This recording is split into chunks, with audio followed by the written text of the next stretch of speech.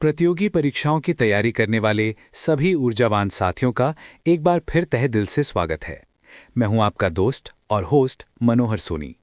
और आज हम अर्थशास्त्र यानी इकोनॉमिक्स और शासन प्रणाली यानी गवर्नेंस के उस वार्षिक महायज्ञ की चर्चा करेंगे जिसका इंतजार हर आम नागरिक से लेकर बड़े बड़े उद्योगपतियां तक को होता है।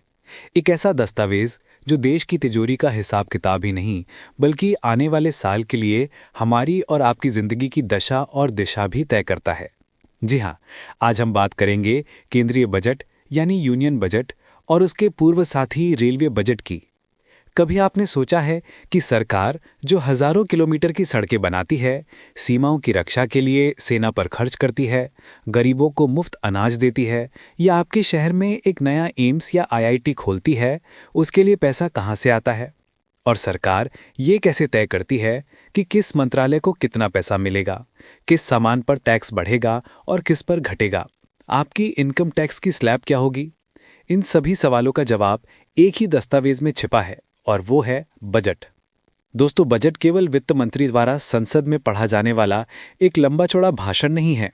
ये सरकार का सबसे शक्तिशाली नीतिगत उपकरण है। ये एक आईना है जो दिखाता है कि सरकार की प्राथमिकताएं क्या है। क्या वो किसानों पर ज्यादा ध्यान दे रही है या उद्योगों पर? क्या उसका फोकस स्वास्थ्य पर है या रक्षा पर? इस लेख में हम बजट की दुनिया में शून्य से शिखर तक का सफर तय करेंगे। हम ये नहीं रटेंगे कि इस साल का बजट कितना था, बल्कि ये समझेंगे कि बजट की जरूरत ही क्यों पड़ती है। हम केंद्रीय बजट के गहरे उद्देश्यों और उसके महत्व को परत दर परत खोलेंगे। साथ ही हम भारतीय रेलवे की उस 92 साल पुरानी विरासत यानी अलग रेलवे बजट के रोमांचक कहानी और उसके केंद्रीय बजट में विलय हो जाने के क्यों और कैसे को भी विस्तार से जानेंगे। तो कमर कस लीजिए, क्योंकि हम भारत की आर्थिक धमनियों के इस जटिल लेकिन दिलचस्प नक्शे को समझने की यात्रा पर निकल रहे हैं। ये सफर न केवल आपकी परीक्षा की तैयारी को मजबूत करेगा, बल्कि आपको एक जागरूक और जिम्मेदार नागरिक भी बनाएगा। भाग 1, बजट क्या है? देश का वार्षिक वित्तीय विवरण। किसी भी विषय की गहराई में उतरने से पहले उसकी नींव को समझना आवश्यक है। तो सबसे पहले ये जानते हैं कि आखिर ये बजट भला क्या है। बहुत ही सरल भाषा में, बजट एक निश्चित अवधि, आमतौर पर एक वित्तीय वर्ष जो भारत में 1 अप्रैल से 31 मार्च तक होता है, के लिए सरकार की अनुमानित आय यानी एस्टिमेटेड इनकम और अनुमानित व्यय यानी एस्टिमेटेड एक्सपेंडिचर का एक विस्तृत लेखा जोखा होता है। ये ठीक आपके घर के बजट जैसा है। जैसे आप महीने की शुरुआत में अपनी तनख्वाह का हिसाब लगाते हैं कि कितना पैसा कहाँ से आएगा और फिर उसे कहाँ कहाँ खर्च करना है, जैसे घर का किराया, बच्चों की फीस, राशन, बचत आदि। ठीक वैसे ही सरकार भी पूरे देश के लिए ये हिसाब लगाती है। लेकिन ये सिर्फ एक हिसाब किताब का कागज नहीं है। भारतीय संविधान के अनुच्छेद 112 में इसे वार्षिक वित्तीय विवरण कहा गया है। ये शब्द बजट का उल्लेख संविधान में नहीं है, लेकिन आम बोलचाल में हम इसे बजट ही कहते हैं। ये दस्तावेज संसद के समक्ष रखना सरकार की संवैधानिक जिम्मेदारी है। ये वार्षिक वित्तीय विवरण मुख्य रूप से 3 काम करता है। जवाबदेही सुनिश्चित करना यानी इंश्योरिंग अकाउंटेबिलिटी। सरकार जनता के पैसे की संरक्षक है। बजट के माध्यम से सरकार संसद को और संसद के माध्यम से देश की जनता को ये बताती है कि उसने पिछले साल जनता का पैसा कहाँ खर्च किया और अगले साल कहाँ खर्च करने की योजना है। नीतियों का क्रियान्वयन यानी इम्प्लीमेंटेशन ऑफ पॉलिसीज। सरकार की नीतियां सिर्फ घोषणाओं से लागू नहीं होती, उन्हें जमीन पर उतारने के लिए पैसे की जरूरत होती है। बजट ही वो माध्यम है जो सरकारी योजनाओं जैसे स्वच्छ भारत अभियान या आयुष्मान भारत को वित्तीय संसाधन आवंटित करता है। आर्थिक दिशा देना यानी प्रोवाइडिंग इकोनॉमिक डायरेक्शन। बजट के माध्यम से सरकार देश की अर्थव्यवस्था को एक दिशा देती है। टैक्स दरों में बदलाव करके, उद्योगों को सब्सिडी देकर या बुनियादी ढांचे में निवेश करके सरकार आर्थिक विकास को गति देने, महंगाई को नियंत्रित करने और रोजगार पैदा करने का प्रयास करती है। संक्षेप में, बजट सरकार की राजकोषीय नीति का सबसे महत्वपूर्ण साधन है जो देश के आर्थिक और सामाजिक स्वास्थ्य को सीधे तौर पर प्रभावित करता है। भाग 2, बजट के उद्देश्य। क्यों बनाया जाता है बजट? बजट बनाने के पीछे कुछ व्यापक और गहरे उद्देश्य छिपे होते हैं जो देश के समग्र विकास के लिए महत्वपूर्ण हैं।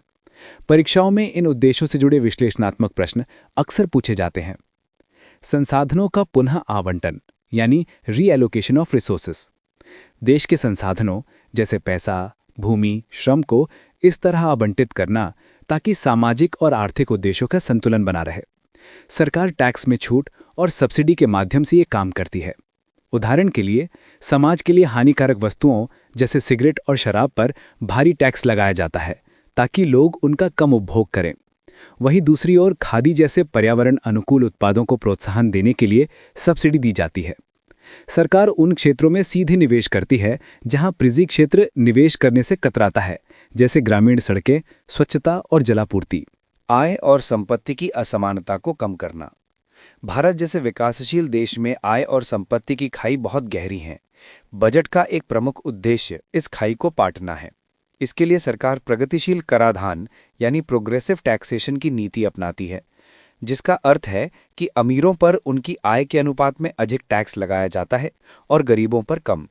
इस टैक्स से प्राप्त आय को सरकार गरीबों के कल्याण के लिए चलाई जाने वाली योजनाओं जैसे मुफ्त राशन, वृद्धावस्था पेंशन, सब्सिडी वाले एलपीजी सिलेंडर पर खर्च करती है।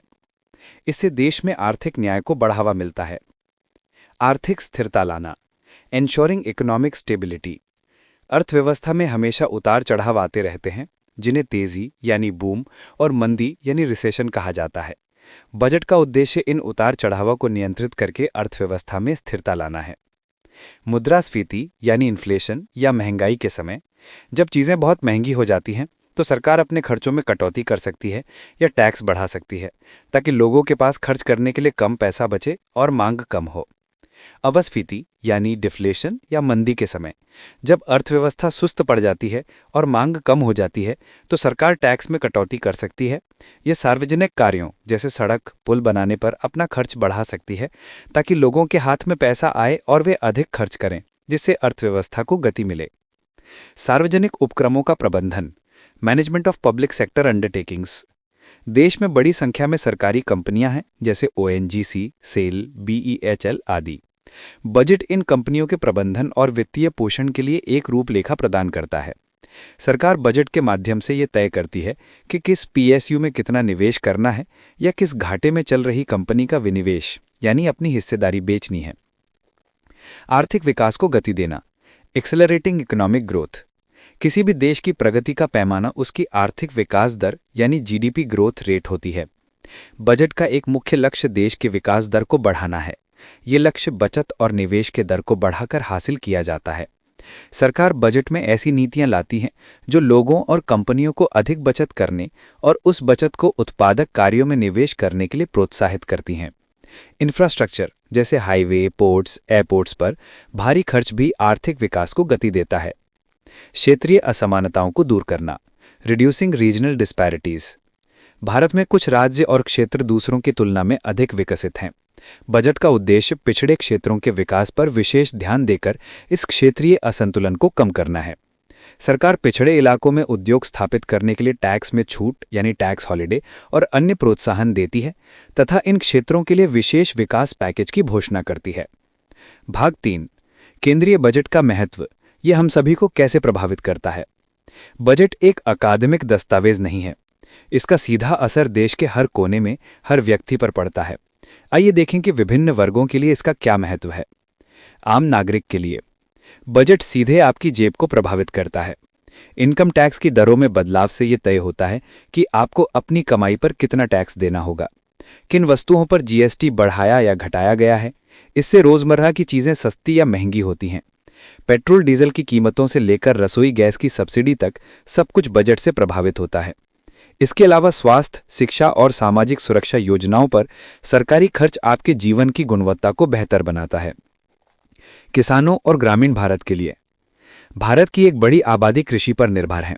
बजट में कृषि क्षेत्र के लिए की गई घोषणाएं जैसे न्यूनतम समर्थन मूल्य एमएसपी, प्रधानमंत्री किसान सम्मान निधि पीएम किसान, फसल बीमा योजना और सिंचाई परियोजनाओं के लिए आवंटन करोड़ों किसानों की आय और भविष्य को सीधे तौर पर प्रभावित करती हैं। उद्योग और व्यापार जगत के लिए कॉर्पोरेट टैक्स की दरें, मेक इन इंडिया जैसी योजनाओं के लिए प्रोत्साहन और विभिन्न क्षेत्रों के लिए घोषित नीतियां व्यापार जगत के लिए बहुत मायने रखती हैं। बजट ये संकेत देता है कि सरकार किन उद्योगों को बढ़ावा देना चाहती है, जिससे निवेशक ये तय करते हैं कि उन्हें अपना पैसा कहां लगाना है। अर्थव्यवस्था के लिए बजट पूरी अर्थव्यवस्था के स्वास्थ्य का बैरोमीटर है।